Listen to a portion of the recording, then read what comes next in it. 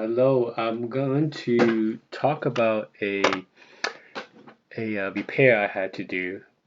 So this valve here is a typical washer uh, valve, right? So on this side on the left here is the hot water, the right side is the cold water. And I was trying to change the washer, which I thought would be a very simple job, but it turned out to be much more complicated. The hose that's attached to the hose, the valves here, um, are very old.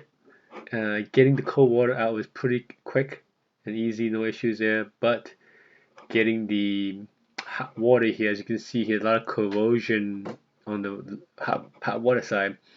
Um, so we couldn't get it out, and I was worried about trying to put too much pressure, trying to pull out and impacting the pipe here, breaking the pipe. So I sprayed some WD-40 on it, did not work. I, you know, kept spraying more WD-40, waiting a few minutes, 10 to 15, 20 minutes, and it would not budge. And then I used a vice grip to hold the hose here, and then using the hammer, hit the vice grip, and eventually it did come off. But then as it came off, I noticed that the water was gushing out of the hot water here, and I realized that the stop valve uh, thread was so corroded that it stuck to the hose. The whole thing came out, so I had to eventually um, go to the main water in the basement to shut off the water, and then I realized that I had to really replace this whole old one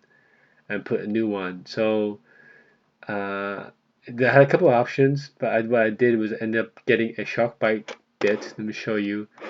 The reason for that was that the pipe here was very tight, and I didn't want to have to solder or anything, and it just near the wall is too close.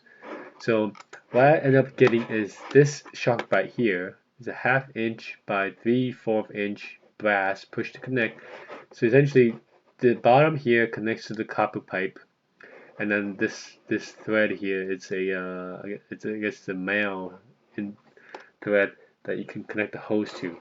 So to get this out, I had to use a hacksaw to manually do it. I didn't want to use anything too much vibration, so I had to manually cut the pipe here on the left, on the hot water side and cold water side, and then deburr it. And then there's also, when whoever did this in the past had some solder that stuck to that, so I had to heat the pipe a little bit to remove the solder that was stuck to the pipe. So once I did that, I used the shock bite, put it in, and I was able to, replace my hose. So it kind of looks like this too. So I'll show you what mine looks like. So this is the old one. Unfortunately, I did not have a picture of the part when I cut the old valves. So this is what it looks like. Put some screws here to secure it, and this is shock bite. I did have a shock bite depth gauge because when I initially put it in, I pushed it in, but definitely was not pushed in hard enough. And luckily, I used the depth gauge to mark it, so I know exactly how far I should push it in. Because you don't want to push it in too hard. You don't push it in deep enough, then this thing can come up, right? So then I replaced it. It took some time.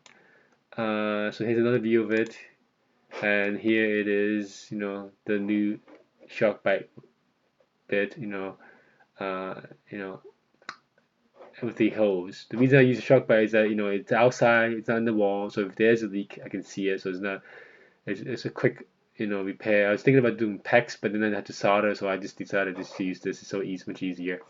And then with this thing here, the shock bite, I had the quarter turn valve, so if I need to shut this off, I can just turn it off. So a quick, uh, a washing machine change turned into a several hour job because the valve that here was so old. But you can do this to yourself. So if you want, you can use this piece here, this shock bite piece. Let me see if you are interested, item number is, let's see what the item number here, this is the number here, so you can look at it right here. It's 25560LF. And then you can also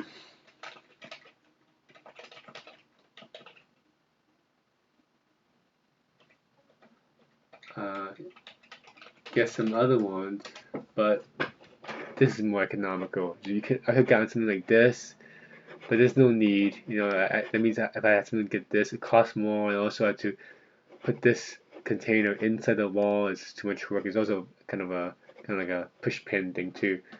See, or you can have something. This is way too expensive. So the sharkbite was most economical. Even this thing here is like $50 something. So the sharkbite was very economical and quick fix, right? And like all these are so expensive. So the sharkbite, two of these are like something like about $23 total. So if you have similar situation, you can do this too. Hopefully this video is helpful